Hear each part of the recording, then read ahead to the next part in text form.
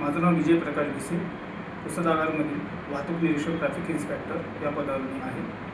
साहेब, आता जे महाराष्ट्र राज्य मार्ग परिवहन महामंडळाने एक NCMC कार्ड हे लाभार्थ्यांपर्यंत पोहोचलं पाहिजे आणि त्याबद्दल लाभ कसा होईल आणि याच्यामध्ये लाभार्थ्यांपर्यंत तुम्ही काय सांगाल, कुठं नोंदणी होईल आणि कशा प्रकारे?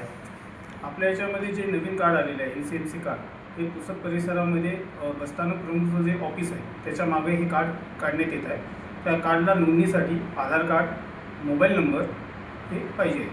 त्याच्यानुसार आपण जे लाभार्थी आहेत त्यांना आपण कार्ड वाटप करण्यात चालू. मोबाईल हा सोबत आणल्याच्यानंतर त्यांना तिथं जागेवर OTP येईल. OTP त्याच्याकडे.